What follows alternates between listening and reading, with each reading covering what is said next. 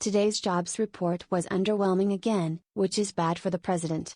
He doesn't really have much to do with how many jobs are created or destroyed in a given month, but it's customary in our political culture to credit and blame him accordingly, so, boo, Biden. Despite the economy's adding far fewer jobs than expected in September, the unemployment rate still fell, from 5.2% to 4.8%. The unemployment rate has recovered very quickly from the COVID recession relative to past recessions. According to the National Bureau of Economic Research, the COVID recession has been over since April 2020. It wasn't until January of 2016 that unemployment was at 4.8% after the Great Recession, which ended in June 2009. The much milder recession after the dot-com bubble burst was over in November 2001. Unemployment didn't get to 4.8% again until January 2006. Advertisement There's nothing magical about 4.8%, it just happens to be the number this month. The point is that the sharpest increase in unemployment in U.S. history has been followed by one of the fastest decreases. And 4.8% is pretty solid. The unemployment rate was above 4.8% every month of the 1980s, even during the extremely prosperous late 80s. That's not to say the labor market is doing great. The labor participation rate is down compared with the pre-pandemic rate. The number of long-term unemployed is 1.6 million higher than it was in February 2020, and 4.5 million Americans are working part-time because they can't find full-time work or their hours got cut, the jobs report says. Advertisement From the Federal Reserve's point of view, however, those are not primary concerns.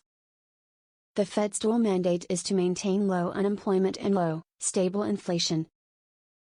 In the long run, those are both good things for the country, and they are both possible to achieve. In the short run, however, there is a trade-off between inflation and unemployment. Advertisement The best example of this trade-off was in the early 80s. Fed Chairman Paul Volcker took over in 1979 and inherited a high inflation economy. To get that under control, he adopted a contractionary monetary policy, which caused a recession in the early 80s and a spike in unemployment. With hindsight, it was the right decision. Temporary higher unemployment was well worth cracking double-digit inflation in the long run. Inflation has come back on the radar recently after years of being controlled pretty well. The Fed believes the past few months of higher inflation are transitory, and it hasn't altered its expansionary monetary policy in response to the inflation reports. It's not that the Fed doesn't know how to control inflation or is failing to do so. It isn't trying to because it doesn't believe the past few months are going to turn into a long-term trend. The other half of its dual mandate, low unemployment, is looking great from the Fed's point of view. If inflation is transitory and we're back down around 2.5% pretty soon, the Fed's policy will have been really smart, and the country will be back to low unemployment and low, stable inflation. But if inflation is not transitory, and unemployment keeps declining, the Fed may wind up in a really tricky situation. It may be forced to contract the money supply and reverse good unemployment numbers in the short run to get inflation back in line.